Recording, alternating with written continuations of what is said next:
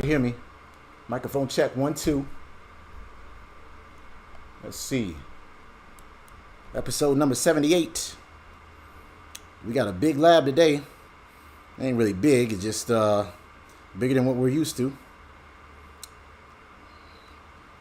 You're now tuned into the NetworkBruh, the YouTube channel that takes complex networking topics, dumbs it down to a more simple language. Some people might say layman's terms. I just say bruh speak. I don't know. Go ahead and let's see. We are going to be doing a couple topics today, man. Paul Browning, the author of this book right here, 101 Labs, Cisco CCNA version 4. You can get a copy of this from 101labs.net, or there's a link in the description box below. This is where we get the labs from. But he mixed up a bunch of technologies in this lab right here. This is Challenge Lab number 10, page number 504 in the book. Hopefully you got a book. Appreciate you guys for tuning in. We got Derek Hodgson in the building. Appreciate you for tuning in. We got Picasso 5150. Appreciate you for tuning in.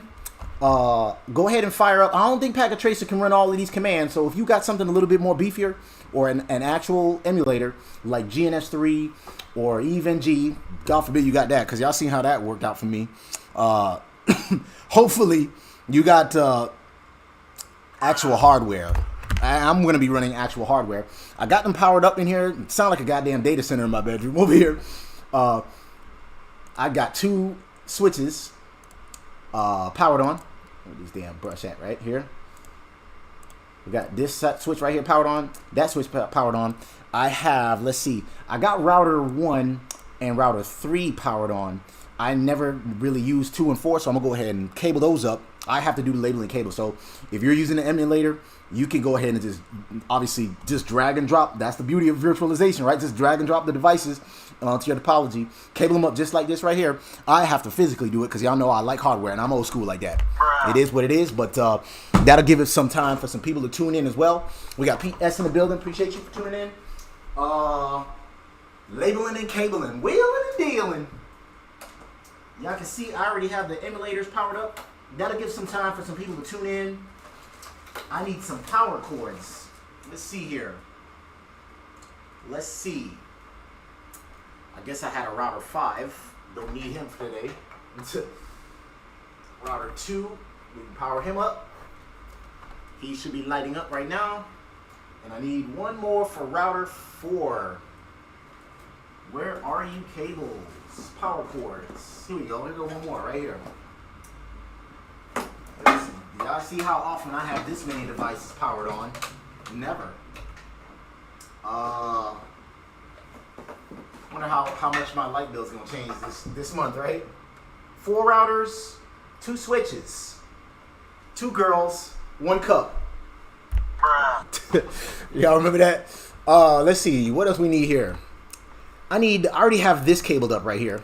I got these 2 switches cabled up already from yesterday's lab, right? FA 101 to 101. Your interfaces might be different, right? Mine is actually 101, right? Mine is actually FA 101 because they're stackable, right? So they can have more.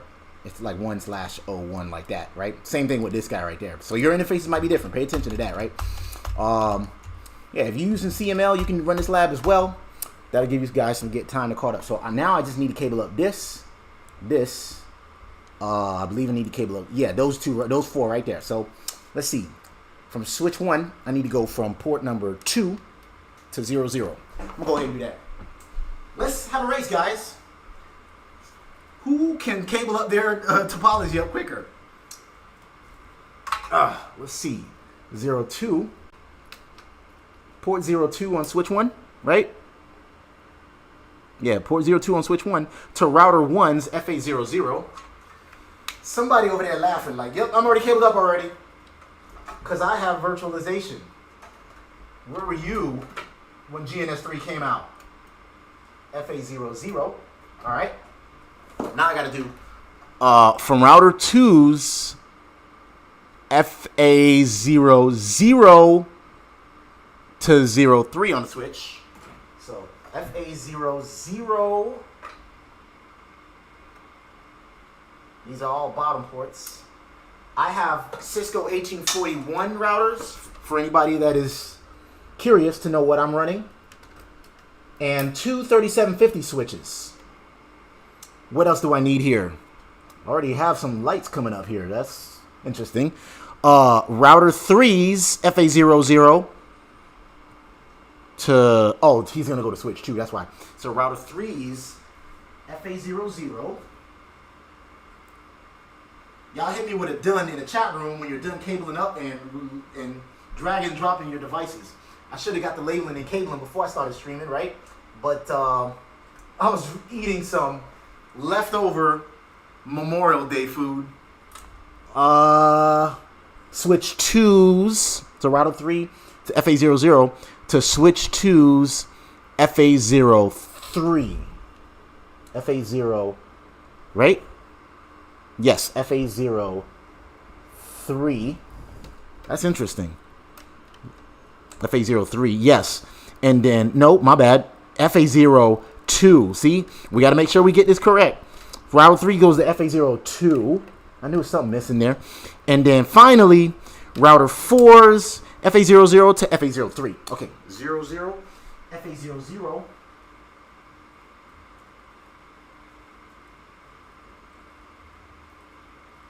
Typically, we stream Monday through Thursday, 8 p.m. Eastern Standard Time. Y'all run with that like button, even though y'all ain't see shit so far. But we gonna race to see who get their cabled up, their topology cabled up first. I'm on router 4 finally here. Y'all better get y'all applications ready. All y'all virtualization boys. I'm gonna call y'all the virtualization boys. Especially Indrit over there in Kosovo with his goddamn even G. Alright, I'm cabled up. Y'all hit anybody hit done? Nobody typed in done. Let's see. Oh, Picasso's done. He's labeled up and cabled up. We got Dave W in the building. Appreciate you for tuning in. So you are using a crossover from switch to switch? No, actually, I'm using a straight through cable. Nowadays, they have this feature called Auto MDIX, right? Which allows you to use either a straight through or a crossover cable. And yeah, you would think, oh man, they made us learn. We got to go from switch to switch. You got to put a crossover, right? And if it's a PC to a switch, you got to use a straight through. Well, there's this feature called Auto MDIX. Go ahead and Google it. I'll pull it up and then give you a link. But with that feature on these modern switches, you don't have to worry about whether it's a switch, a crossover, or straight through, etc., etc., etc. So, but good question though. What else? I think that's pretty much it, right? Nobody clicked done yet. Well, Picasso was done. What are you using, Picasso? Being that you got done so damn quickly, you must be using something like Packet Tracer or something like that. Just know, be warned. Packet Tracer is not going to be able to run all of these features. You might be able to run, I say, a good 90% of these. If you're just tuning in, we're using the book, page 504, Challenge Lab number 10. We're going to be covering DHCP, Inter-VLAN routing, and RIP version 2. Yes, the routing protocol that needs to rest in peace, RIP, right? But it's version 2. This is a challenge lab designed to test and validate the skills you have acquired through the lab guide on DHCP, Inter-VLAN, blah, blah, blah, blah, blah, blah. Basically, they want us to reinforce those skills that we learned throughout the book. We are almost done. We are good, what? Look how far we are. We about, I say, a good 95% through this book right here, right? Task 1 is to configure the host names on all the devices. Let's see. Y'all know I haven't used routers 2 and 3 in a minute. I'm sorry, 2 and 4 in a while. So let's see what I got going on here. Let's see. I guess this is why. Let's see. We need router 1. Bloop. Oh, you can't do it that way, can you? He's powered on, right? That's router 1. Wake up. There you go. Router 2. And then tab group. There go router 2. Drag him, drop him. Is he awake? Yes, he is. Router 3. Is he awake? It looked like he is. Good to go. Router 4. Eat your heart out, even G. Router 4. Connect the new tab group. Y'all want me that like button, man. Remember, when we get to about 5,000 subscribers, I'm gonna be doing this huge giveaway. Boson NetSim, their exam software, all this stuff, man. They gave me a bunch of stuff. Well, they gave me some promo stuff first. I guess for me to test it out. I've used it before, so I know what it's like. But I guess they want me to kind of, I don't know, demonstrate it or whatever. And then when I get a chance, I'm gonna do a giveaway. They said the best thing to do is to do it on a milestone. My nearest milestone, I guess 5,000 subscribers. So we got all these guys woken up, right? Switch 1, he's there. Switch 2, he's there. So I ain't gotta do no host names, right? Because they're already labeled up and cabled up already, and they already have their respective host names, right? 2, 3, 4. If you don't know how to do a host name, I'll show you. You just go to global config mode like that, configure terminal, right? And you type in host name. Well, you gotta spell it right first. Host name, and then switch 2. That's just one example. That's how you change it. But I put it lowercase. I needed to do it uppercase. Switch 2, and that's how you do host name, right? That's task 1. So we got 9 tasks today. We cabled it up already. Then it says here, configure the host name as illustrated as task 2. So we're at 2 out of 9. Everybody caught up? We got Geek Master in the building. Appreciate you for tuning in. We got Indrit in the building. Hey, listen, Indrit, man. I wish you was tuned in yesterday. You would have seen how I was struggling with EVNG. And no, I don't think it was because it was user error or anything like that. It wasn't no layer 8 error. It was something wrong with that application. I was closing it. I was closing the labs. I refreshed the browser, like you said. It just was not working for me. So I fired up my dusty routers and was able to complete that lab. So task 2 was to configure switch 1 as a VTP server, right? And then they're going to have us do, configure switch 1 as a VTP server and switch 2 as a client, right? Y'all remember what VTP is, right? Vlan Trunking protocol. So we're going to basically create these VLANs. This is a spoiler alert. It ain't on here. It's in the book. That's why I hope you got the book. Because I can't give you all the material. That'd be copyright infringement, right? So he's gonna have us create the VLANs on this switch right here. So I'll just put VLAN right right here. He's gonna have us create the VLANs on here, right? Then we're gonna make him the server, right? We're gonna make this guy the client and have those servers. We ain't gotta do it twice. So we'll create the VLANs. We'll create the VLANs on here, right? And then have them propagate to this switch right here that we ain't gotta do that twice, right? So I'll go ahead and do that right now, right? So we go to switch 1. Make sure I'm on the correct device, right? Global config mode. We got a lot more devices to play with today. This is what we were waiting on, right? More than 2 devices, like I was always saying. Man, we only play with 2 devices here. So we set him as a client. Well, let's do this. Let's run some show commands first, right? Do show VTP status, and we'll see. Right now, he is his mode is already server, so we ain't got to touch him. He is already in server mode, right? Why? Because out the box, by default, it'll be set as server mode. I think now they put them in transparent mode. Correct me if I'm wrong, because I remember having to deploy 9300s in a hospital system, and I don't remember having to change that. But then again, we had a lot of default configs. So switch 2, we got to make him a client, right? So let's go to switch 2 and check his out before we change it, right? Show VTP status. We'll see he is also a server. No, we don't want that. We need to make him a client, right? Basically, he won't be able to create any VLANs or anything like that. He is not going to be able to create any VLANs. He's just going to be able to receive them, receive that information, and build his database off of that, right? So we say VTP mode, most, if you can spell right, client. We do a show, notice it says setting VTP client mode for VLANs, do VTP status again, and then we'll see now he's in client mode, right?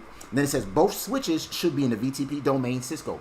They have to be in the same domain if we're going to be setting a server client infrastructure, right? So if this guy is the server and this guy is the client, for them to be propagating these VLANs like this, they got to be in the same domain, right? So I don't know how to draw a domain, but that's how we're going to do it. We're going to just draw this crooked ass circle.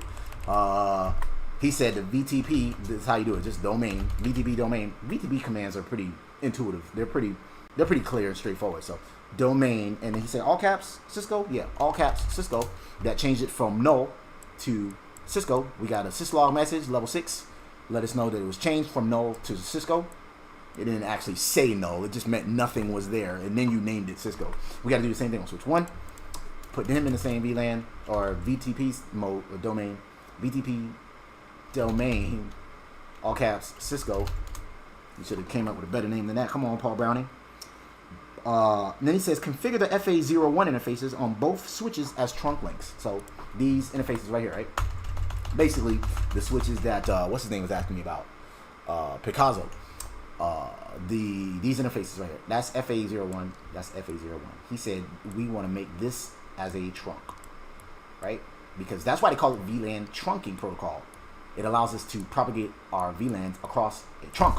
You can't do it across an access port. You got to do it across a trunk because the trunk is what can carry multiple VLANs. Access ports can only carry one VLAN, right? So Well, they can also carry a voice VLAN also. That'd be technically 2, but y'all know what the hell I mean.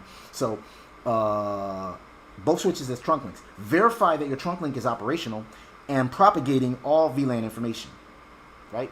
So, how the hell are we going to do that? We don't have any VLANs, right? Let's go to switch 1 real quick and see who is trunking, first of all, right? Show interfaces trunk. Remember, we always run our show commands to verify our work first, right? Even though I wipe these clean and rebooted them. So, show interfaces trunk, right? I'll do it again. Nothing is there. So, nothing is trunking there. How about this side? We have anything trunking? Show interfaces trunk. Y'all want me that like button? If you have any questions, man, put it in the chat room over there. What lab number is this again? You said, what lab number? It's challenge lab number 10. So, it's towards the end of the book, page 504 of the book. Right, page 504, challenge lab number 10.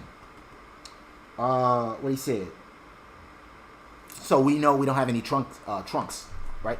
Let's go ahead and configure switch 1 side. So this side right here as a trunk. We got to do that side, and we also got to do that side, right? We could also make it dynamic and create this as a trunk, and then have him negotiate to be a trunk, and he'll automatically become a trunk. So we ain't got to do both sides, but let's just hard code the both as a trunk, right? Go to global config mode, interface FA. Remember, your interface might be different. Mine is 101 because I have 3750s. Switch port, trunk. We got to do the encapsulation first because we'll run into that error, right?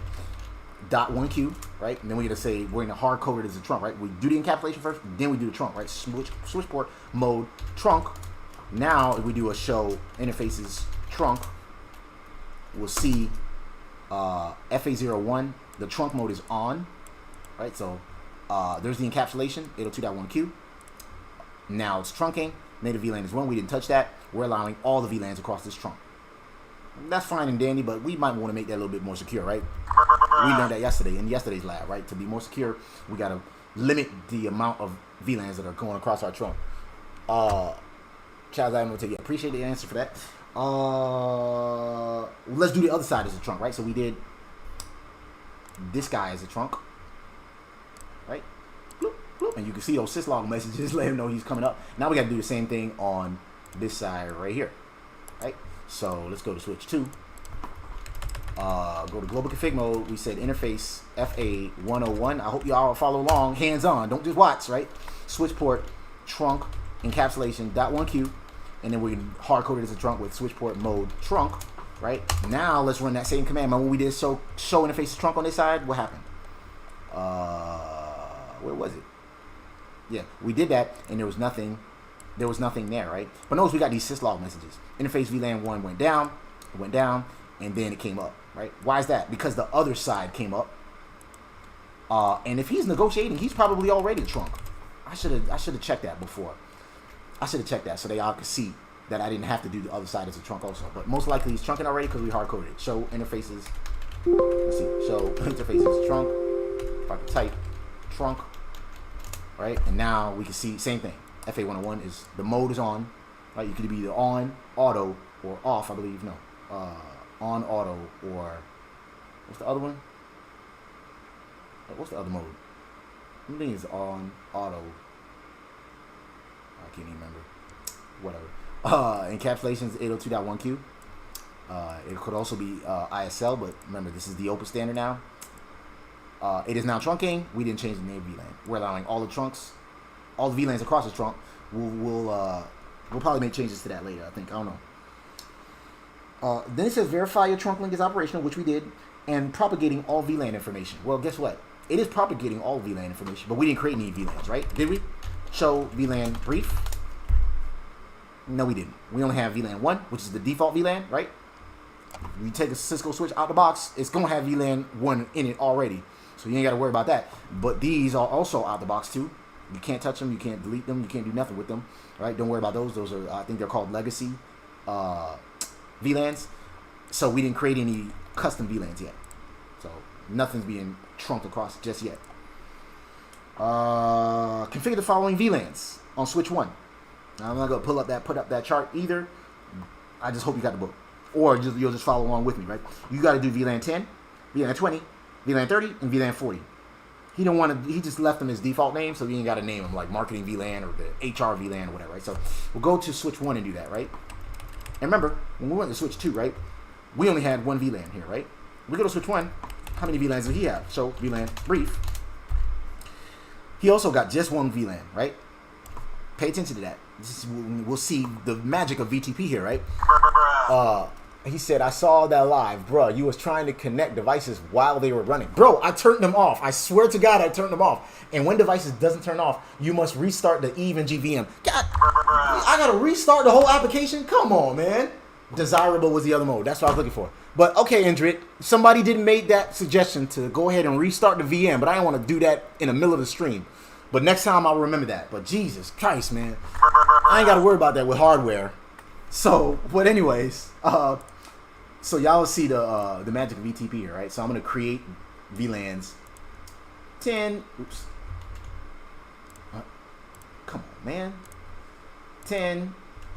What the hell? That's why. That's why.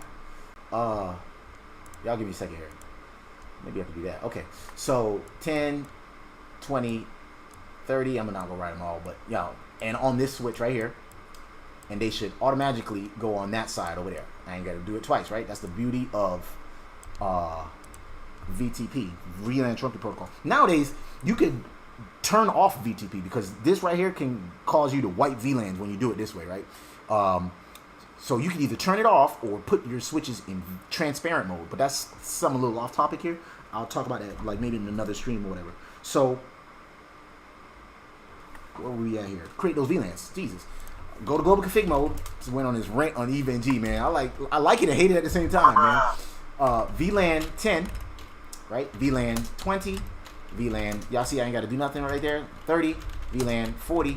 Once you exit, that's when the VLANs are created. Do show VLAN. Now we're on switch 1 doing them, right?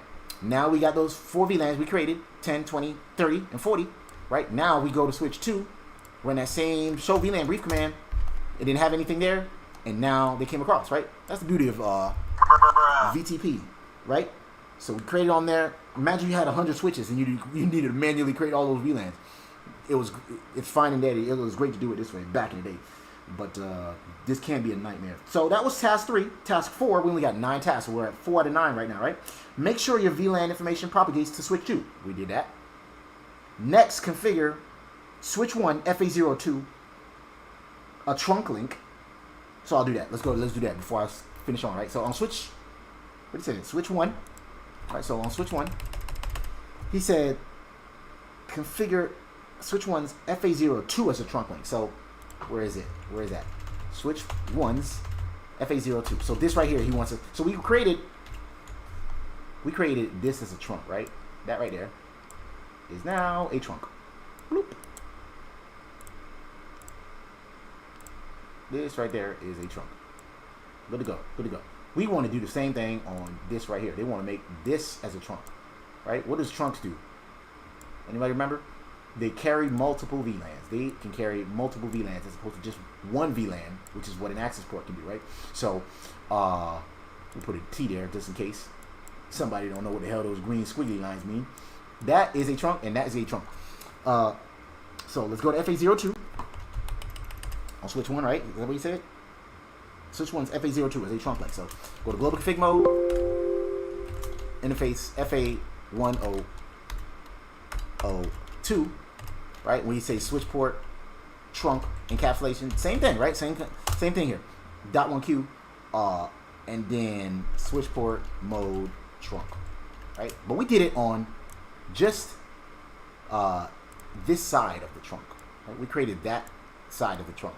This side, we're gonna do that differently when we create the trunk. Because this is a router, so they handle VLANs differently the way they come across. Remember, a router works. They route packets. They don't process or deliver frames. So it's gonna work differently. And the way we configure how routers manage or work with VLANs is differently. I'll show you how we did it. So we did it like this on the switch, right? We did trunk encapsulation .1Q, and then we did switch port mode trunk, right?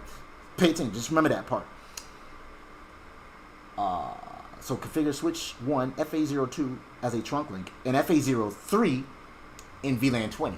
So where's FA03? So we got to put this port right here.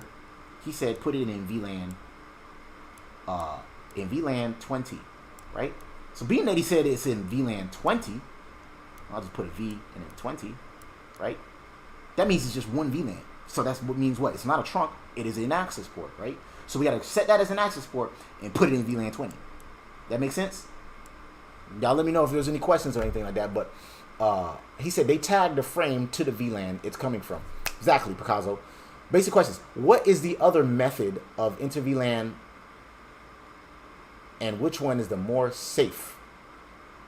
That don't seem like a complete question, but I think I see what you're seeing, what you're asking here. You said, what is the other method of Inter-VLAN?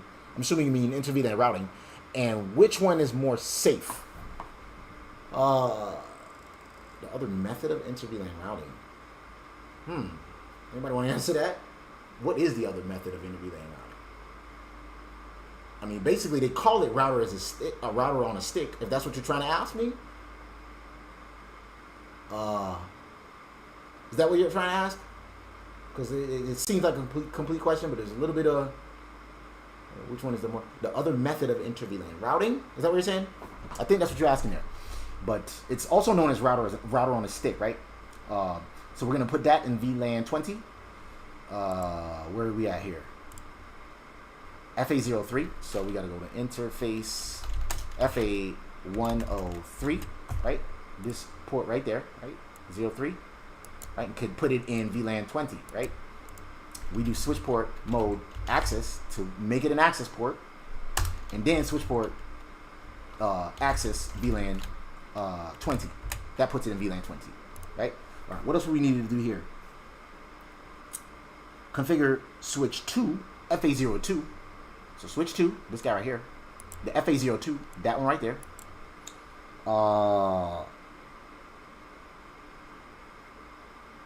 In VLAN 30 and 03 and 40. So basically, we got to do the same thing like we did this right here. But remember, this is an access port, not a trunk. That's an access port. We got to put this one in VLAN 30. Put this one right here. I'll put it in green for y'all. Blue. Put that one in VLAN 40. Right? Access. We'll put that in a different color for y'all. That's VLAN 30, right? 30. Y'all remember how to do that, right? Same thing. So we go to switch 2. We said FA02 is in VLAN 30. Go to global config mode. Interface FA102. Switch port access. Or switch port mode access first. I like to do that. I like to hard code it as an access port first. And then switch port access VLAN 30. Do the same thing on the other port, FA03. So interface FA103, switch port mode access, switch port access VLAN 40, right? Yes, router on the stick. So yeah, you said other method. That's what kind of threw me off. So you meant to say what is the other name, or like the other, yeah, I guess the other name for it, but it is called router on the stick. Router on the stick. Yeah, router on the stick using sub interfaces of one physical interface. It's not as efficient, but I don't think it is unsafe. I agree with Pete. It's not unsafe because you still see sub interfaces used in this day. They just kind of design them differently. We usually use routed interfaces on a switch if we do something like this on a layer 3 switch. But yes, router on the stick by itself with just a router, and then doing all the VLANs on sub interfaces like that, it's kind of it's not as scalable as, say, a switch using routed interfaces. But I see what you mean. You said router on a stick is more safe than Inter-VLAN, but the problem is what if you have 100 VLANs, you need 100 cables. Oh yes, I see what you're saying. Yes, yeah, but yeah, I see what you mean. I see what you mean. Not that it's not more safe, but like you said, it's less scalable. And that's exactly what I was trying to point at. But I see what you mean. So, where are we at? Task number... That was task 4? Yes, that's task 4. So we can move on to task 5. We only got 9 tasks here, right? We're on task 5, so I guess we're halfway done.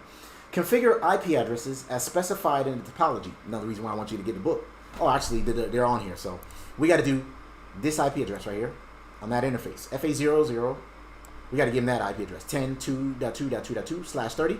And the same thing with this one, FA00 on that router, 10.4.4.4.4/29. So we got to do that on those respective routers. So go to router 2, go to global config mode, and then say, oops, interface FA, what was it, 00? Yes, 00. IP address is, he said 10.222/30, so 10.2.2.2. Subnet mask, excuse me, /30 is 255.255.255.252, right? We no shut that bad boy. That brings up the interface. He said no one switch interface connected to router on a trunk can carry many VLANs, one cable. Switchport trunk allowed 1 through 1000 as an example. Yeah, but I think he's saying if you're using a the router could use multiple VLANs also too though. So, and then you have multiple sub interfaces on that specific router.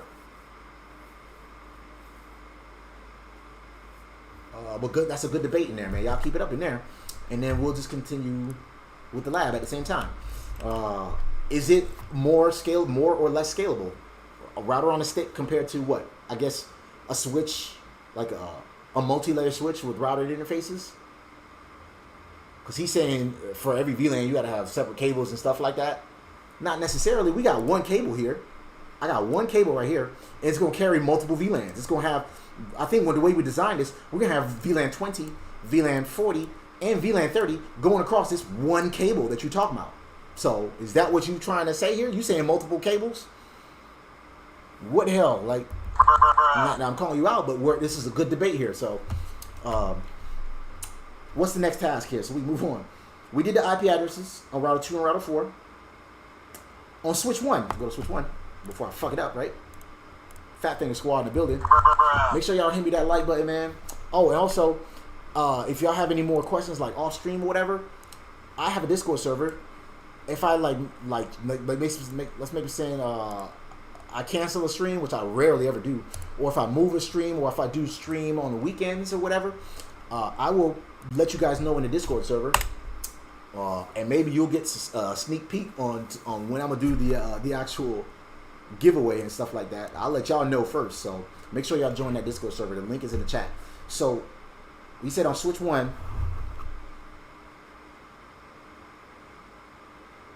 and switch 2, configure interface VLAN 10 with an IP address of 10.112/24 and 10.113/24 respectively. So let me get rid of all this shit right here.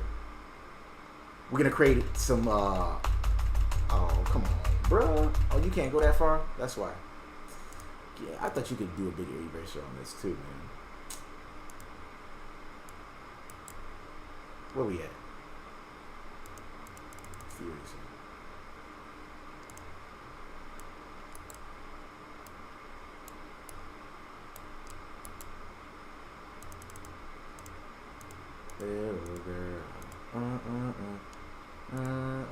Can't stop crying, babe, 'cause I'll be late for that.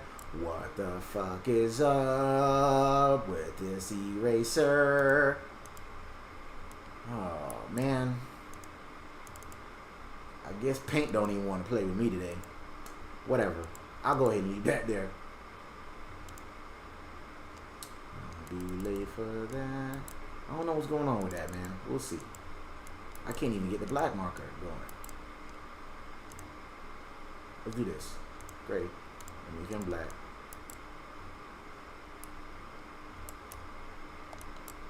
What is going on here, bro? Jeez, that's got to be color too. All right, whatever, man. So he said you need one cable per VLAN if you don't use. Oh, if you don't use a trunk, yeah, of course, we know that. But with sub interfaces though, and if that port goes down, all VLANs go down. Yes, that's true too. That's why trunks were created. You can use port channels if one goes down, it don't matter. Yeah, but I was trying to find differences in between Inter-VLANs and router on a stick. I thought they were one and the same, but to be honest with you, Inter-VLAN routing, right? Because the Inter-VLAN router on the stick is a form of Inter-VLAN routing, isn't it?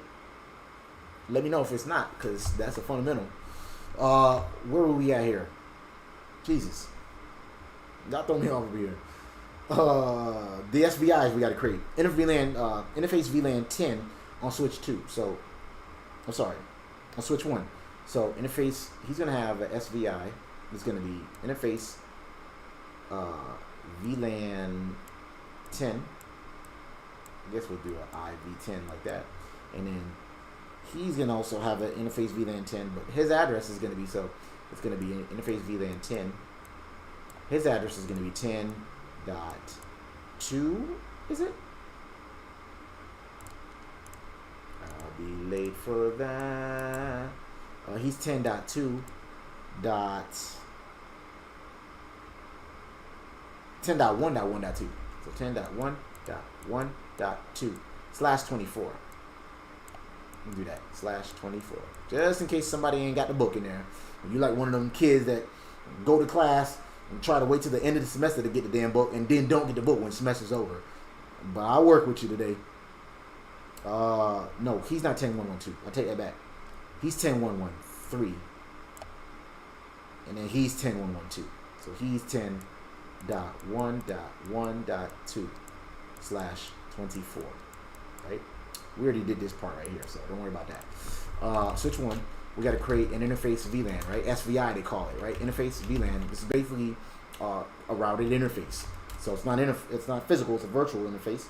We do interface VLAN 10, give him the IP address of what he said, 10.1.1.2, subnet mask of /24, which is 255.255.0. He's already up, so we can just shut it anyway. I like doing that anyway.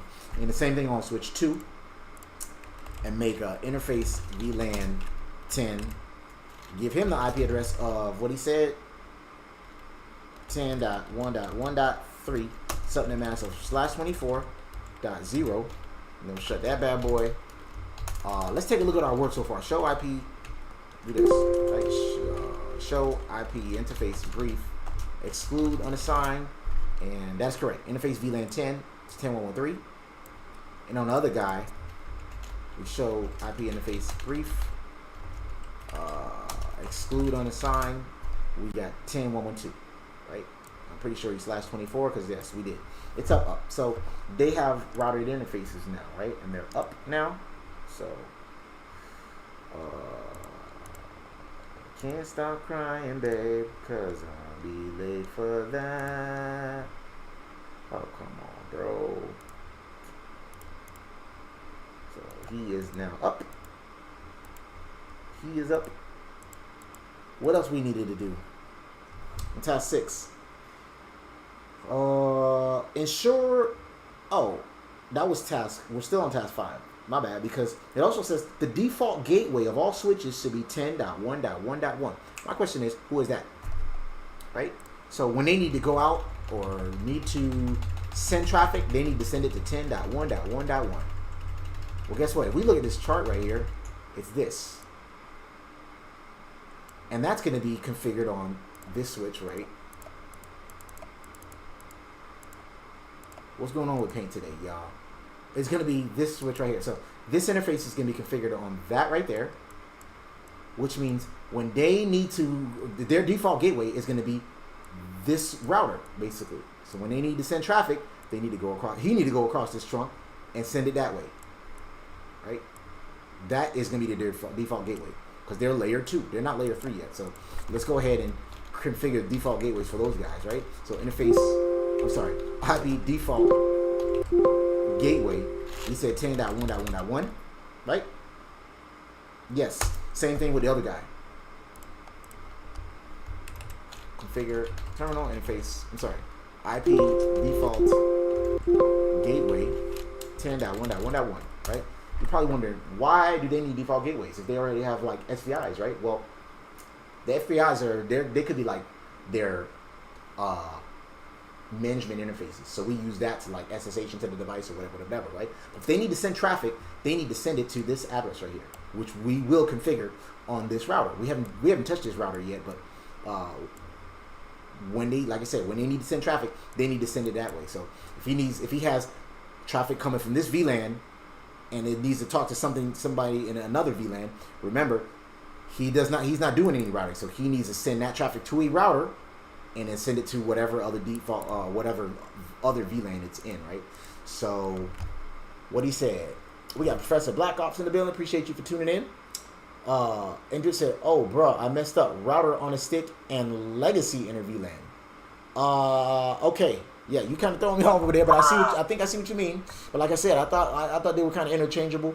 But now you put the legacy keyword on there, so legacy Inter-VLAN versus router on the stick, which I thought was the same too. So I don't know, man. Let's keep the debate going.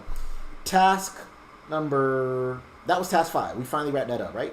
We did the IP addressing. We did the SVIs. We did default gateway. Yes. So now we're on task number 6. We only got 9 tasks. 6 out of 9. We should be what? That's 66% complete. Y'all want to take a break? Hell no. Configure sub interfaces on router 1 as illustrated in Topology. So that's what we're gonna do now. So now these guys right here are sub interfaces. What is that? It's not a physical interface. It is a virtual interface of a physical interface, if that makes any sense. So notice these guys are FA00, he's FA00, FA00. They're basically all sub interfaces, but they're associated with the physical interface of FA00. Where's that? If I can erase all this goddamn writing, you'll see that FA00 is that. So that means these sub interfaces will all be associated with that physical interface right there. They all rely on that, which is what Indrit was saying. If that port goes down, these sub interfaces will also go down. Bye-bye, sub interfaces, right? And I'll even show you an example of that, right? So let's go to router 1, right there. We haven't molested him yet. We're sorry. We haven't configured him yet. Let me be, in this Me Too era, I need to be a little bit more careful with my wording here. Y'all want me that like button, man. Make sure y'all subscribe, man. Subscribe to your boy. We typically stream Monday through Thursday, 8 p.m. Eastern Standard Time. Sometimes I do some bonus labs on the weekend or whatever, if I ain't got shit to do, if I ain't hooping or whatever. So router 1, we are going to configure those sub interfaces there, right? Let's go ahead and do that. Go to global config mode. We gotta actually type in T, right, or terminal. We're gonna go to FA. We'll do that first sub interface, right? This one right here, right? That one right there. Why do we do sub interfaces? And notice that it has a 10, a 20, 30. Remember we said that this guy was going to be a trunk, right? Well, this will also sort of, in a way, be a trunk as well, but they're configured. They work differently. Remember, routers process packets. They don't really process frames. So it works kind of differently when they work with VLANs. We say interface FA, 0, and we say .10, right? But watch this when we put this in and we try to configure the VLAN, right? We created the sub interface here, right? And now let's say we want to put this IP address there, right? 10.1.1.4. Remember we said that was these guys' default gateway, so we're gonna pretty much create their default gateway first, right? Which was VLAN 10. That's why we had to put the SVIs in VLAN 10. VLAN 10, right? VLAN 10. Right? So now when they send out traffic and they need to send it to another VLAN, it's going to go there first and then send it to wherever else they need to go to, right? So the way we do that is encapsulation .1Q, and then you put, let me question mark so you can see, right? Then you put the VLAN ID that this sub interface will be associated with, right? But if we do that right now, right, put the 10, I guess it could have, I was waiting on an error here. I think it's because, what was I doing? There was something that oh, you know why? If I would have put that IP address first before I associated it with the VLAN, that's what I wanted to show y'all. I'll show you what happens if you try to put an IP address first before you associate the VLAN to it. I think I did it correctly there. So IP address, now we put the IP address, right? 10.1.1.10.1/24, right? So 10.1.1.1/24.0. Let's check our work so far so you can see what I'm going, what I got going on here so far. So IP interface brief. We have, I put this damn font too damn big. Notice everything is down right now, right? We did have this address right here. There's that sub interface I created, right? This we didn't even touch it, right? This serial interface, don't worry about that. This, remember I said this is going to be associated with that physical VLAN. So this is a physical interface. Remember what I said with physical and virtual? Physical, you actually touch it. Virtual is you can't see it or anything like that, like you see it in the configuration, the command line. But you know what I mean? It's virtual. It's not a tangible thing, right? So that is the virtual interface that we created. Sub interfaces. It is how we associate our interfaces to a VLAN on a router with sub interfaces, right? So we did that. Now we got to do the rest of these, right? 20, 30, and 40. So let's go ahead and do that. Go to global config mode, and I'm kind of do an ass backwards so you can see this error right here. Interface FA, right? We're gonna do this one now, right? That guy right there, 00.20, right? So 00. Remember, your interface might be different. .20, and let's try to give them the IP address of 10. 10.1, 10.2, Fat Finger Squad in the building. 2.2. Get out of here with that bullshit. Man, they killing me with these ads on my bruh app, man. Shit. Fucking up my rotation here. He said, what was that error going to say? It doesn't exist yet or something else? What happened was I configured it correctly, and I forgot what. I want to show you this error right here, right? So if you do 10, good question though. So 10.2.2.1, right? Remember last time I actually did the sub interface. I did the encapsulation to say which VLAN it's going to be associated with, which is VLAN 10. Then I gave the layer 3 IP address, right? Now, I'm doing the sub interface. I'm doing the IP address, and then I'm going to try to associate with a VLAN, right? So I'm doing layer 3 first, then I'm going to try to do layer 2. That's ass backwards, right? We got to do layer 2 first, and then layer 3, right? So let's see what happens. 10.2.2.1/30, which is what? 255.255.252, right here. Configuring IP routing on a LAN subinterface. What LAN is what? Layer 2, local area network subinterface is only allowed if that subinterface is already configured as part of an IEEE 802.1q. But basically, you got to have some kind of encapsulation first before you can give it configure IP routing on it first. So layer 2 first, then layer 3 is basically what it's saying in so many words, right? All this shit right here, y'all know I keep it simple, right? It's basically saying you got to do layer 2 first before you do layer 3. So let's read it again. Configuring IP routing, layer 3, on a LAN subinterface, that's layer 3 too, but LAN is pretty much layer 2. On a LAN subinterface is only allowed if that subinterface is already configured as part of an IEEE 802.10. I forgot what that is. Port security? No. The fuck was 802.110? Can't remember what that is. But this right here is the trunking protocol. So it needs to be associated with a trunking protocol. And typically we use the 802.1q. We don't do ISL, right? We do 802.1q. Right there. There's what it says. Either 802.1q, which is the open standard, so which means I can trunk this router to another vendor, so like a Juniper router or another Aruba switch, I don't know, any other brand, right? Or an ISL VLAN, which is typically just Cisco to Cisco. But we don't use ISL anymore. We go with the open standard. That's pretty much what most switches and routers use nowadays, right?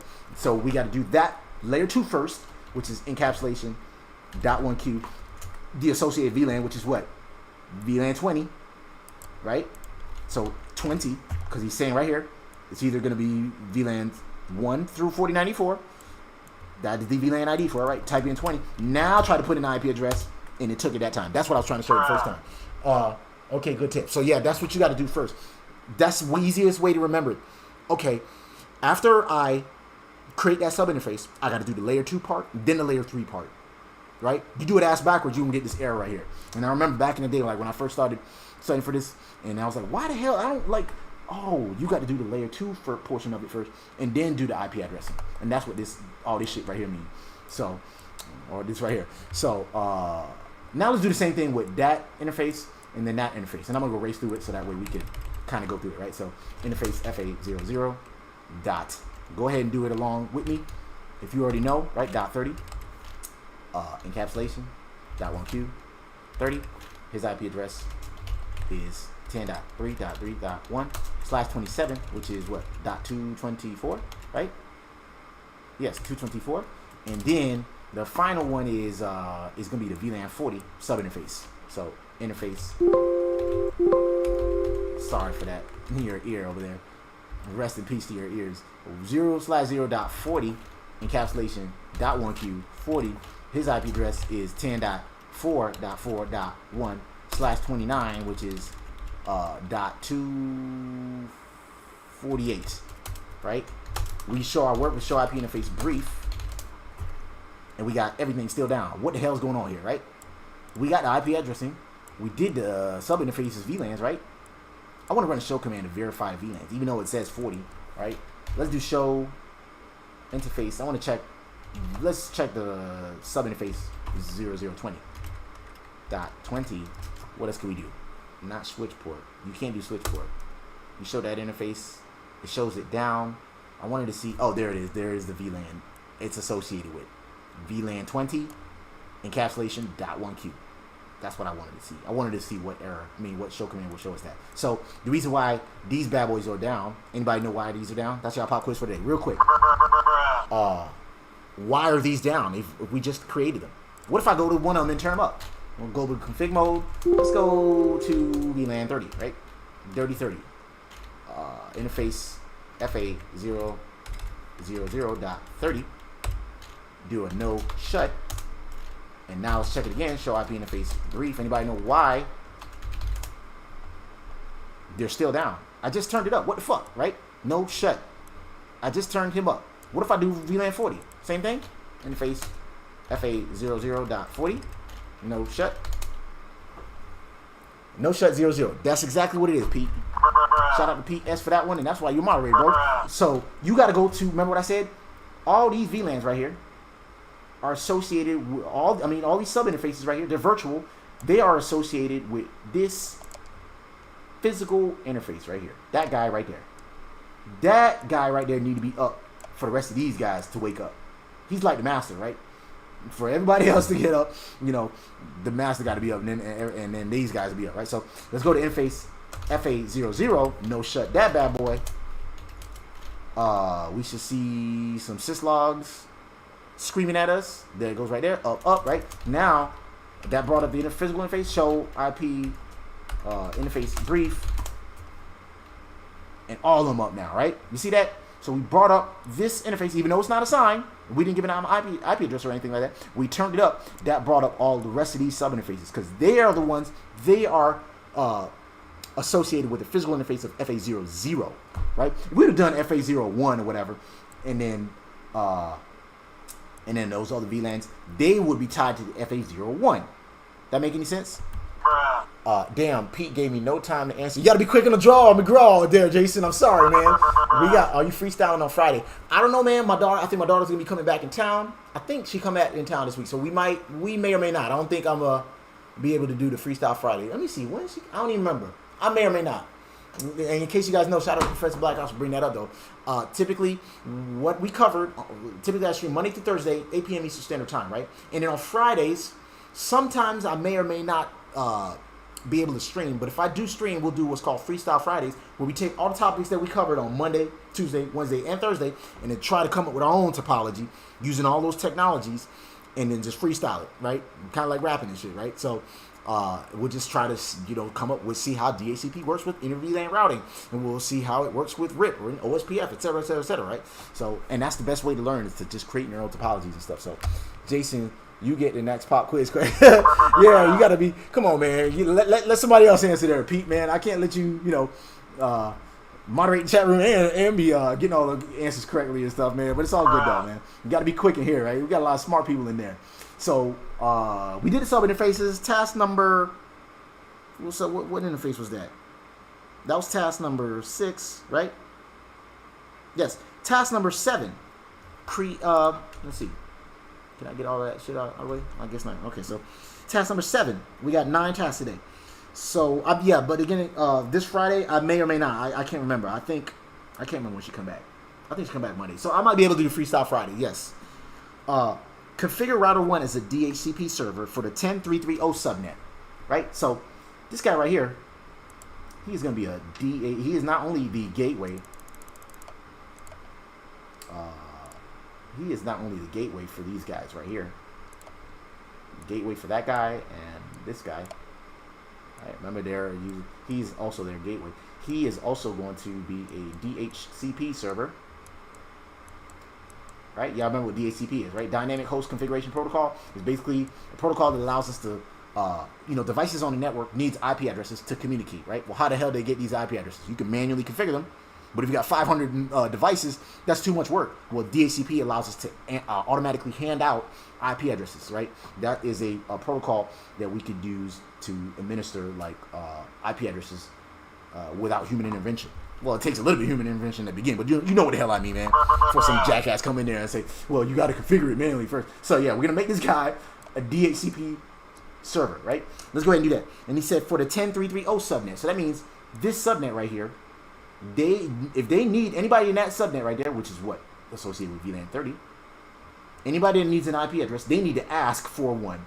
They need to ask for one. Who they gonna ask? Obviously, the DHCP server. So anybody in that subnet needs to communicate. They want an IP address.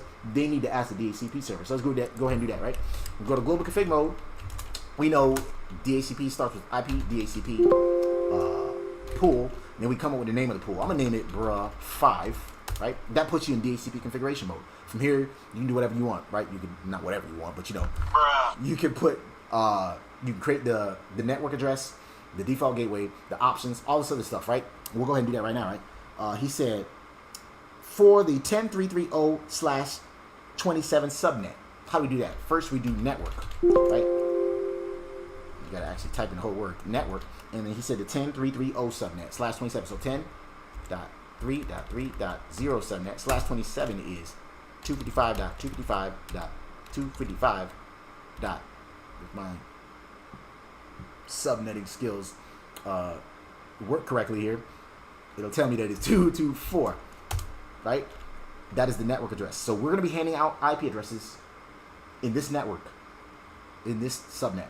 That makes sense, right? So the domain name should be howtonetwork.com. So not only will we hand out IP addresses, we'll also tell them their domain name server, right? So when they need to configure or convert an IP address to a host name, they're going to ask the DNS server. Well, it's going to be like, well, who's the DNS server? The DHCP server will tell him, right? So not only am I going to get an IP address from him, but he'll also tell me where the DNS server is, right? How do we do that? Domain name.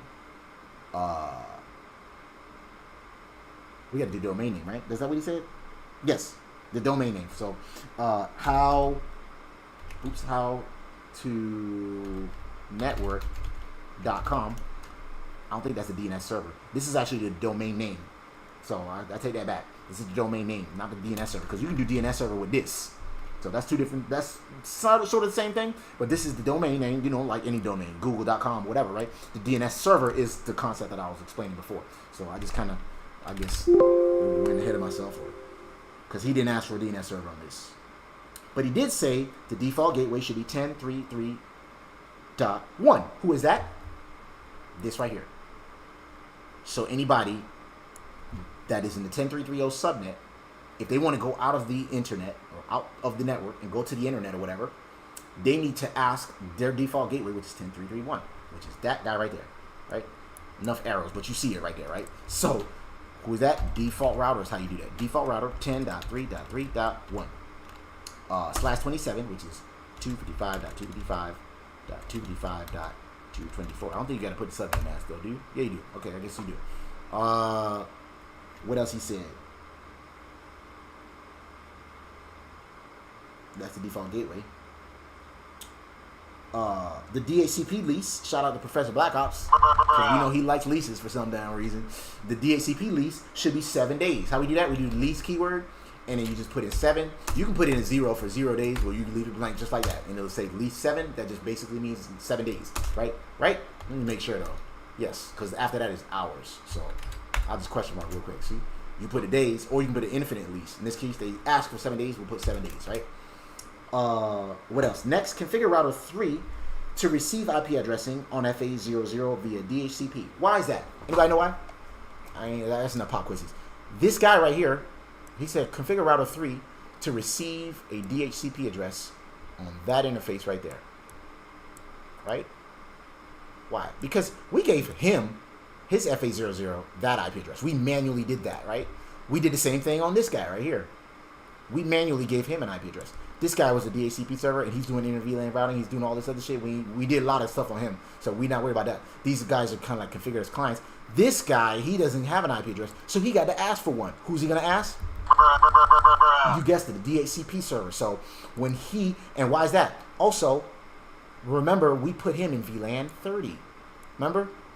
He's in VLAN 30. So that means anybody in VLAN 30, which is this right here, right? 30 right there. If you need an IP address, you need to ask the DHCP server. So guess what? This does not have an IP address. We'll go to that router, router 3, who hasn't been touched in a while. Pause. Go to global config mode. We say interface FA00. We could either do like we did in the other routers, right? Or what we've been doing all week, or all through the streams, IP address, and then you type in the IP address, right? 10.1.1. Right? But you could also do just the word DHCP, and it's going to ask for an IP address if he can get in contact with that server. Because remember, he's going to broadcast first. He's going to discover, offer, request, and acknowledge, then get an IP address if we configured it correctly, right? So now we put that, pray to the network gods, and hope for an IP address. If not, then we got some troubleshooting to do if he doesn't get one. Anybody any questions or anything like that? Router 3 has no static address. That's correct, Picasso. He did not have a static address, so he got to ask for one because he's in VLAN 30. And did we put that port in the VLAN 30? I think we did. So he should be asking one for one pretty soon if he's up. Let's see if that interface is up. First of all, do show IP interface brief. I don't think he's up. I think that's the reason why. We can't do exclude unassigned. Yeah, that's the reason why. That interface was unassigned, just like Picasso just said, right? We didn't manually configure one. And plus, it's down. So he's not going to ask for an IP address if it's down. Let's go ahead and no shut that bad boy, see if that works. Get on our knees, pray to the network gods.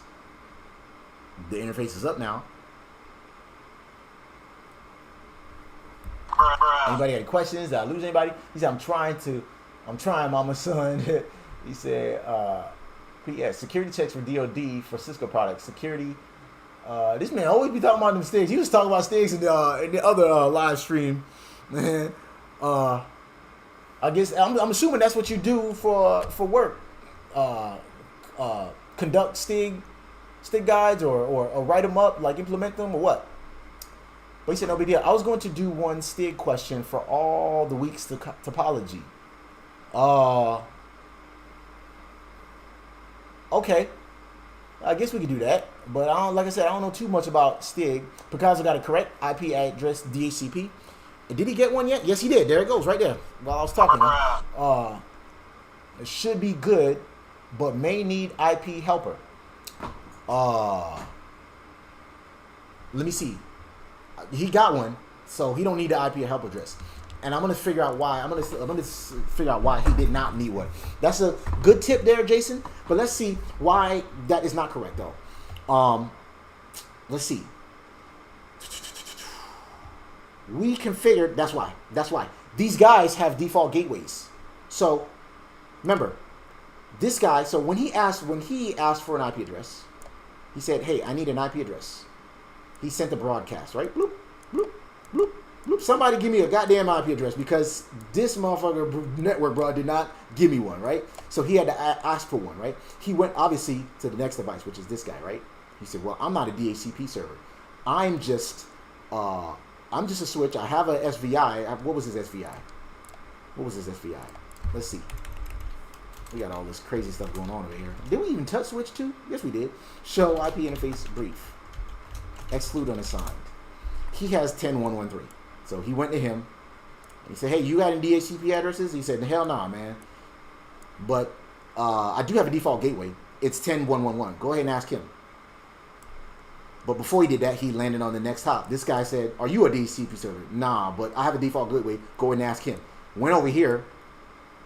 And remember, these are all on the same networks, right? Are they on the same networks? Yeah, pretty much. Because he is layer 2. Once he got here, he was pretty much at the default, at the DHCP server and was able to request one. So that's why you don't need the IP helper address. IP helper is if you're in a remote subnet. Let's say we had another, let's say the DHCP server is another hop away. and he's back there. Then we would need IP helper on this device right here.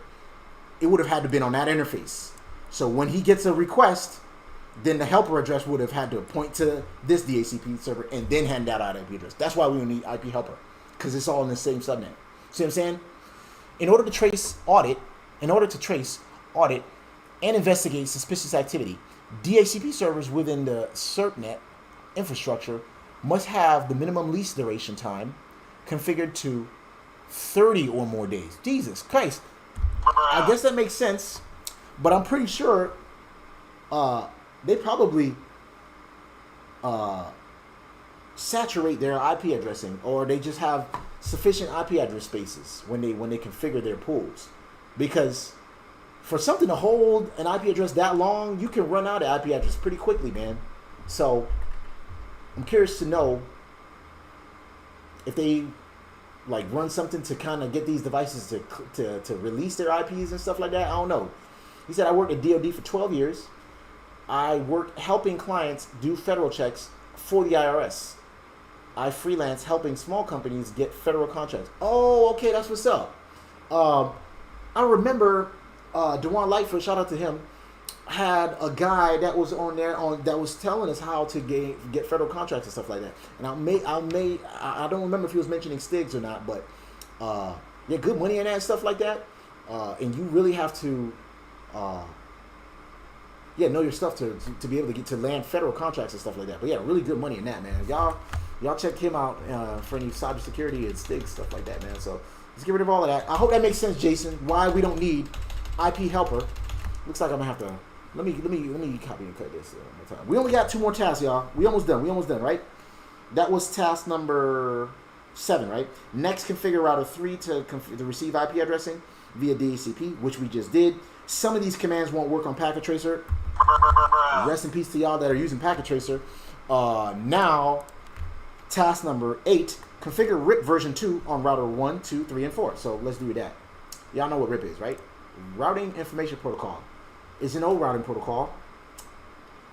For any of my day 1 subscribers, y'all remember I did a video about maybe two years ago, probably 3 years ago from now. I went on this rant on why the fuck. I was just like, man, why are we learning about RIP, man? They got us learning this, man. I don't work for I don't know how many agencies or IT companies.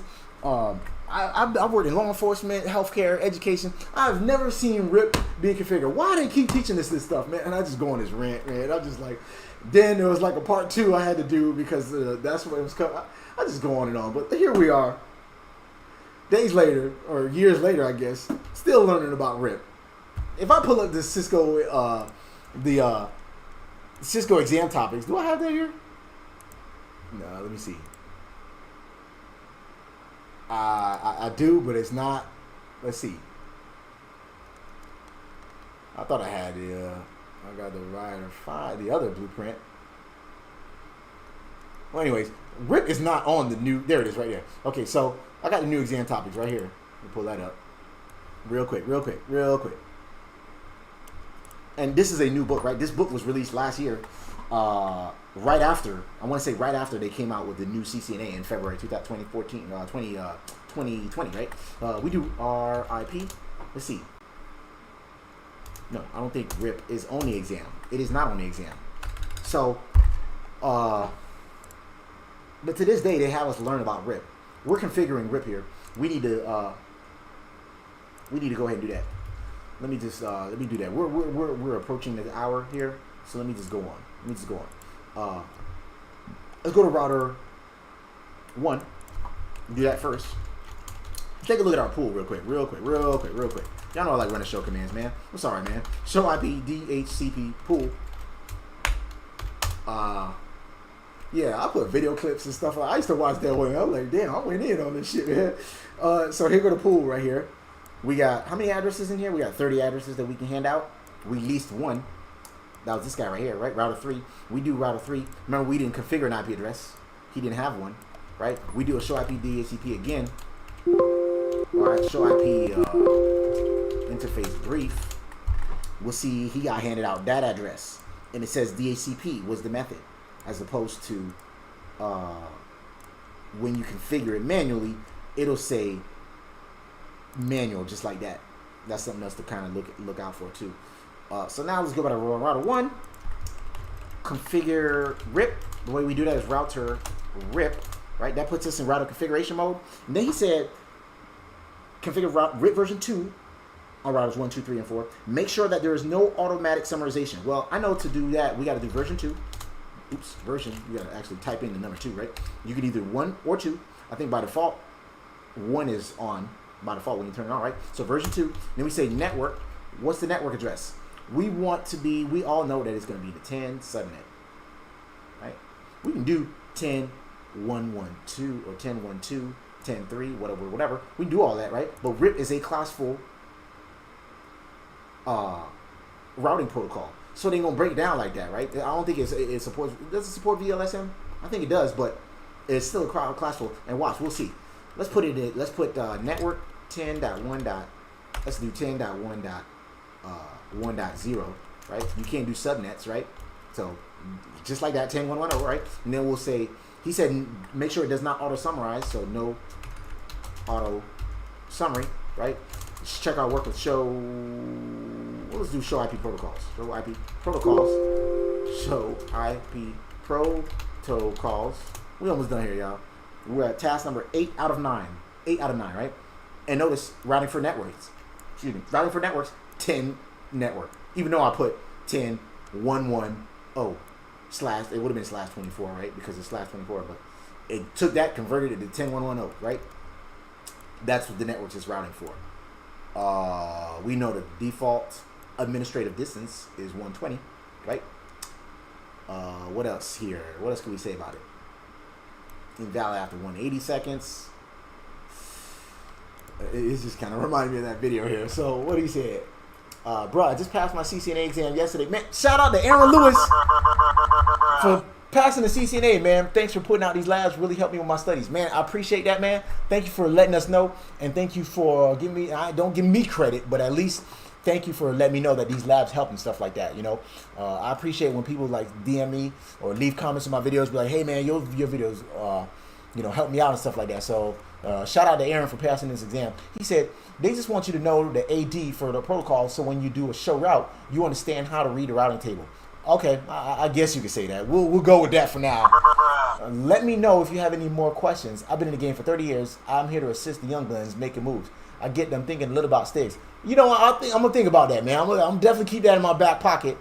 I've been thinking about cloud, either cloud or just, you know, doing enterprise routing and switching, and maybe like getting CCIE. But maybe I'll consider sticks and cybersecurity and stuff like that. I don't know. See what interests me. We'll see where the wind blows. I'm in Australia, so I don't know anything about DoD. Yeah, that's the Department of Defense, but yeah, Professor Blackhawks can definitely give you more information on that. So we needed to configure RIP on this guy, and also this guy. We already did it on this guy right here. So let's go ahead and do that. Let's go to router 2. Where's he at? Right, same thing. Router RIP, right? It's almost like OSPF, but or the other routing protocols, but they all start with router, then the routing protocol, right, which is RIP. They're right there, right? When you do OSPF, BGP, etc., right? So it's RIP, right? And then we say network. This next network is going to be 10. Let's say 2.2.0, right? He says slash 37 there, right? But let's do that, right? Leave it as is, right? And then do show IP protocols. And what did it do? Oh, let's do version 2 first. Version 2 and no auto summary. Do show IP protocols 10 network. See there? And then the gateway 10.2.2.1. So it really didn't matter. That's why when you do that. And you also do this too, right? Remember what I typed in, right? Show run pipe section router. Right there, see? Converted it to that. Even though I typed in 10.2.2, remember, because it's a class 4 routing protocol. Let's go to router 3, do the same thing, and router 4, do the same thing. And I believe we might be able to call it a night after this, right? Enter router protocol, RIP, network, 10. Let's just do 10 network, man. This is version 2, no auto summary, right? Show IP protocols. Let me show you the routing table before, too. Show IP routes, right? The only routes he know about right now are the, oh, they already woke up. See, he already learned about the RIP routes now. AD, just like, what's his name mentioned? Picasso mentioned. They wanted to learn about the administrative distance, right? So the administrative distance for routing RIP is 120. Metric is 1, right? Because they counts by hops, so it's 1 hop away via the 10331 network. So he learned about these networks through RIP. Remember, these are remote networks, so he don't know about them, but he learned it through his gateway 10331, which is what? This guy right here. So that's how he learned about these other remote networks, through his gateway, basically. What else? We got to do the route 4. We almost done, y'all. I know I keep saying that. I tried not to go over the hour, right? Router RIP. I don't think we're going to do one more lab here. Let me see. I'll take a look at the next lab and we'll see. I don't think so. I think I'm ready to call it a night. 10, network. Oops, 0. No auto summary, version 2. Make sure that there's no auto summarization, version 2. Task 9, if you have configured everything correctly, all routers and all switches should be able to ping each other. Verify this to see if you have completed the lab successfully. So we should have some full mesh connectivity here, right? Ooh, shit. Basically, this guy should be able to ping that guy.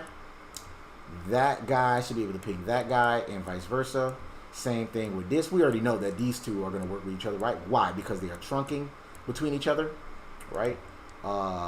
We should all be able to ping each other, basically, right? So let's go ahead and pray to the network gods and send some pings between all these guys and call it a night, man. Let's go. Let's start with router. We know router 1 probably got a connectivity to everybody because he got a trunk. So I'm gonna have router 2 ping somebody in another network, which is router 3. What's router 3's address? We said he is 10.3.3.2. That right there. Let's go to router 2. And if you guys configured it lab all together too, go ahead and try to get your pings and see if your pings are responding as well. Pray to the network gods. We got a reply. That's good to go. Let's try something else. Let's do about 2 or 3 more pings. Let's have router 4 ping router 3, right? And let's do a trace route too. See what it takes to do that. Go to router. I'm gonna have router 4 ping router 3. I'm gonna do that. Router 4 ping router 3. So router 4. I'm gonna have him ping router 3. Who is that? Router 3 is 10.3.3.2. 4, right? Oops. I guess I could leave that way. Where you at? Ping. Oh, I got all these spaces and shit. But after that, 2. He does not. What is going on here? Router 4. Did I configure router 4? That's a good question for me. Let's see. Show IP interface brief. I don't think I configured that interface, did I? No, I didn't. Duh. See, that's why we got to confirm our work here. So, notice how immediately I found that, right? So, we didn't configure this interface right here. All that shit I was talking. Let's go to FA00. So, we're not done here. So, interface FA00. IP address is 10. What he said? 444.29. So, 4.4.4/29, which is 255.255.255.29, which is 2. If my subnetting serves me correctly, it'll be 248, right? If I'm not mistaken. Yeah, I believe it's 248. Yes. We can show our work with what? Show protocols to verify that, right? Yes, 10.4.4.4/29. And now we need to bring it up because it's down, right? So let's go back to that interface. Interface FA00. No shut. Copy and paste this address again. Where's router 3 at? We said he was 10.3.3.2. Get on our knees. Go back to router 4. Pray to the network gods and hope for 5 exclamation points. Press enter. It's hanging there. It's hanging there. I think I know what the problem is. Anybody know what the problem is? I think I know what the problem is, though. We got some troubleshooting to do here. I think I know exactly what the problem is, though. he said, we need all the IT teams getting their security game up, for sure. NetworkBruh, upgrading skills, which in the future will include security. For sure. I know that, I don't know, for some reason, I just have a passion for route switch. I like to learn these fundamentals. I believe this is the core of internet routing infrastructure. So this is why I'm trying to practice and like master these skills first. And then I think I want to do security. I think I want to do security, like, you know, do more firewall stuff, work with ASAs, do more like firepower management, stuff like that, man. It's just that, I don't know, for some reason, I just like route switch, man. But it is the core of it. And to really make some money, you got to really specialize. And security, in a way, is a specialization. So, do I want that bag, or do I want what kind of makes me happy? Look at me, I'm streaming at night this stuff. Like, I could be playing hoops right now and stuff like that, but I'm configuring these old-ass routers and stuff like that, playing with IP addresses, teaching some random strangers on how to do this shit. I don't know. I guess I just love this stuff. But anyways, next time y'all want to follow along, y'all get you a copy of this book. It's called 101 Labs Cisco CCNA version 4. You need to copy this from 101labs.net. It's authored by this guy named Paul Browning, co-authored by Farad Tafa, who's a double CCIE. Experts agree we retain only 10% of what we read, but 90% of what we do. That's why I'm always preaching to you guys hands-on. That's why I'm like telling you guys, hey, go ahead and cable up your routers, go ahead and start a GNS3 and do this shit along with me, because you're really going to learn if you do this stuff hands-on with me. Like I said, I am a kinesthetic learner, so I learn a lot more doing stuff hands-on and stuff like that, rather than just watching the video and hoping the shit stick. But what he said, for the people, facts, we are only as strong as our weakest link, for sure. Do you recommend Cisco CyberOps pathway? I'm considering that after my CCNA. Good question, Pete. But yeah, Professor Black Ops can definitely answer that question for you. Anybody know what's wrong with this? If not, then I'm gonna just go ahead, because nobody put that answer in the chat. I think it's because this guy was supposed to be associated with Vlan 40, remember? Because these were all 4s, and that's how they did the IP addressing scheme. He was supposed to be Vlan 40. That means we need to make this interface right here. We need to verify that's in Vlan 40. And what else we need to do? I think it is, though. That's interesting. Let's see. Let's go to switch 2. And let's check this interface right here. We're gonna check that interface, and then we're gonna double check this interface. There's nothing we need to do to associate that with VLAN 40, because that'll be up to this guy to do that, right? FA03 came up. There's interface FA03. Show interface interface FA103 rather. Switch port. What's he associated with? He is associated with, he is VLAN 40. So that is correct. Let's see. It is as hard-coded as an access port. That is correct. Why can router 4 not ping router 3? What's router 4's gateway? It should be 10441. Did I do that correctly? I said his IP address is 10444. Right? So let's verify that real quick.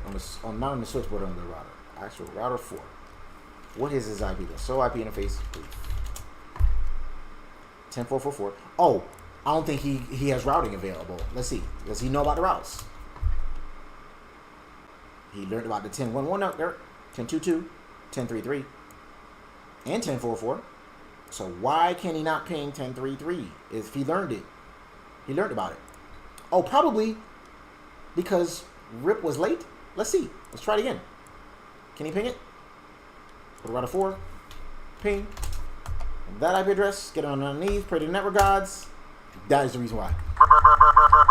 You know what it is? Y'all see when it got hung up right over here? That is how slow RIP is. Got me over here thinking I broke something. No, motherfucker. RIP takes like 180 seconds before it receives routes and stuff like that. Or flushes routes. And like every 60 seconds for updates and stuff like that. It takes a while. How do I say this? It's slower than BGP if I'm not mistaken. RIP is slow. but it worked. So we're good to go there. He said you didn't set up sub interface and encapsulation 140. I did on router 1. That was done on router 1. We didn't have to do that on this guy because remember this was an access port. We didn't have to do. We had to do that on router 1. Remember, right over here. Right? I'll show you. Go to router 1. But good thing you pointed that out though. Router 1. Router 1. Show IP interface brief. There was that sub interface right there. 10441, who is going to be his gateway. It's going to be his gateway. 10441. Right? It's associated with VLAN 40 right there. That's the sub interface. So that sub interface is going to be this guy's gateway, basically. Right? That make any sense? We didn't have to do all of that encapsulation .40 blah blah blah shit right over there, right? So I'll show you. Show run interface FA00.40. All this stuff right here lets him know that that is his gateway. That is his gateway. How else can we verify that, right? We'll go back to router 4. Let's take a look at his routing table. We said he don't have a gateway of last resort, but where is it? 10.4.4. The that interface is associated with VLAN 40, right? And how do I say that that's his gateway? That's a good question though. That's a good question. I think it's just because of that. I don't know. Let's see. Yep, you're right. Yeah, but that was that's what it was though. It was only on router 1. But what I was trying to figure out was how does he know that that's his gateway though? I guess it's because that's not it. That's the interface. He's connected to the 10.4.40 subnet, but so is this guy. I think that's probably why. I don't know. Whatever. But I think pretty much everybody can ping everybody. Let me just have router 3, I guess, ping router 1. We'll call it a night. Ping 10.1.1. I don't know. No. Let's ping something else. Let's ping another sub interface. Let's try that. His gateway is 10.3.3.1. Let's ping 10.2.2.1. Ping 2.2.1. Yes, got a reply. So he was able to ping that right there, even though that is in a different VLAN. That is actually that VLAN right there. That's VLAN 20. So let's do a trace route real quick. Y'all see how much I love this stuff? I should be calling it a night, man, but I want to see how did he get there. Trace route to 10.2.2.1. He's gonna go to his gateway and then that. The gateways should be this right there. So he's probably gonna go from here and then there, up there. Right? So see that. He's probably gonna go here and then there. Bloop. Bloop. Trace route. Yep, see? Pretty much. Tracing the route to 10.2.2.1. He went to 10.3.3.1, which is that right there. And then he made it there. So just 2 hops away. 2 hops. Next time y'all want to follow along, again, get you a copy of this book. We're almost done with this book. We're going to move on to CCNP topics again. I'm going to do a giveaway probably in about the end of the summer, which is, or it's pretty much when I get to 5,000 subscribers. I'm going to be giving a whole bunch of Boson Net Sim stuff away, or Boson stuff. Like I said, I got in contact with the marketing manager. They gave me a whole bunch of shit, so I'm going to be giving that stuff away. Join the Discord server. Y'all want me that like button. If you don't have it, here is the invite in case I cancel a stream, which I rarely ever do. Or if I do a bonus stream, again, I typically stream Monday to Thursday, 8 p.m. Eastern Standard Time. What else I got to say? Shout out to Professor Black Ops. Pete S in the building. Appreciate you for tuning in, Jason. All you guys, man. For now, comment, like, subscribe to the network.